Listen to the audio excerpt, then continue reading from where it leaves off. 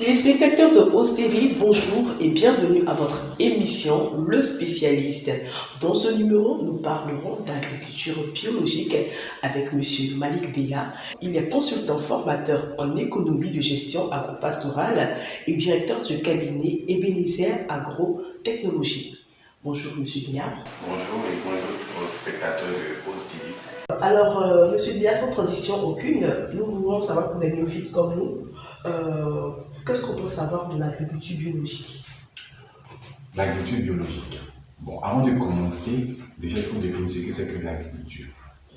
L'agriculture vient du mot latin agricultural, dont le préfixe aïe qui veut dire champ et cultural qui veut dire culture. Donc de façon, on va dire de façon assez simple, l'agriculture c'est la culture des champs dans les champs. On peut dire que l'agriculture biologique, c'est une façon de produire de façon naturelle. C'est-à-dire qu'il n'a pas un impact sur l'environnement et la biodiversité. D'accord. Alors, est-ce que cette agriculture a des avantages sur l'environnement? Bien entendu, vous savez, actuellement, on parle d'objectif de développement durable. En fait, on est en train de remettre l'homme au centre de tout ce qui est production. Voilà, on est en train de mettre l'homme au centre. À un moment, les hommes ont couru après tout ce qui est rendement, productivité. Maintenant, on est en train de remettre les hommes au centre. Donc, c'est important pour nous. Quand on va maintenant dans les champs, il y a des animaux, des insectes qu'on ne voit plus. Voilà, donc c'est important de remettre les choses, on va dire, à l'origine, comme nos parents produisaient, sans utiliser de pesticides, de tout ce qui détruit l'environnement et qui détruit également l'espèce humaine et puis les espèces végétales qui détruisent l'environnement, et tout ce qui vit. Est-ce que vous pensez que l'agriculture biologique permet d'avoir les mêmes quantités de production que l'agriculture mondiale? On peut dire que tout dépend des moyens qu'on s'assigne. Quel est l'objectif au départ quand on veut produire? L'idée, c'est de produire en minimisant son coût de production pour pouvoir maximiser son rendement. Donc c'est là le nœud, c'est là la problématique. C'est pour ça que ce type d'agriculture a du mal à décoller actuellement parce que ça coûte un peu cher. Donc ça dépend de ce qu'on utilise pour produire. D'accord. Et ça varie d'un pays à l'autre. D'accord, donc tout à l'heure vous avez parlé de coût, donc ça veut dire que le paysan lambda ne peut peut-être pas produire faire de l'agriculture biologique. Il peut peut-être produire, mais il faut qu'il ait une cible. D'accord. Parce que c'est là qu'on parle de segment maintenant du marché. Et je sais que nos téléspectateurs aussi souhaitent savoir, quand on parle d'agriculture biologique, moi je vois plus, je veux savoir un peu les éléments qui rentrent en ligne de compte. C'est quoi? C'est de l'engrais? C'est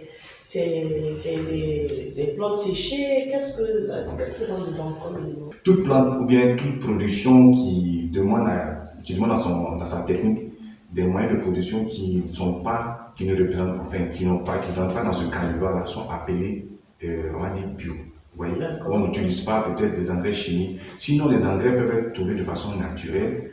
Par exemple, on brûle un arbre, la cendre, c'est riche en potassium, ça se trouve de façon naturelle. Mais il y a des choses qui ne peuvent pas se trouver de façon naturelle, qu'il faut synthétiser obligatoirement. Comment peut se faire la migration agriculture moderne, agriculture biologique? Comment on fait la migration?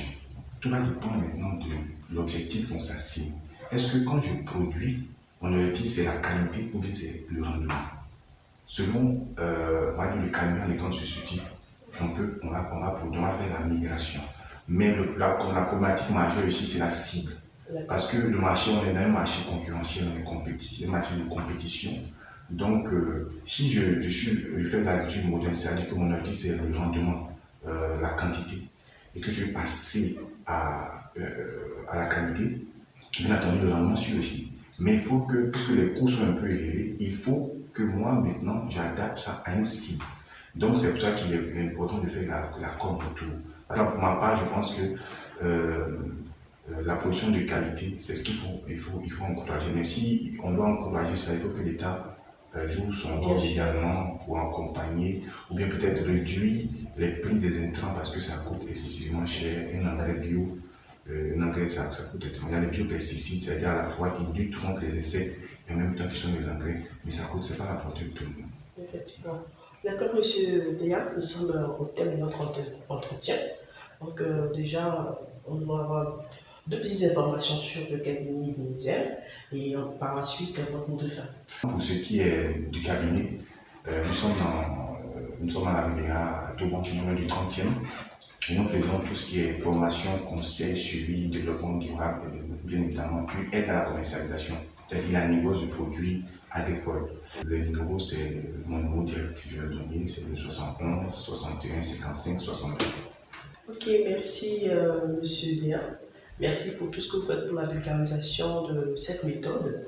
Quant à vous, télénants de OSE TV, merci de nous avoir suivis et restez toujours connectés sur OSE TV, la chaîne des entrepreneurs.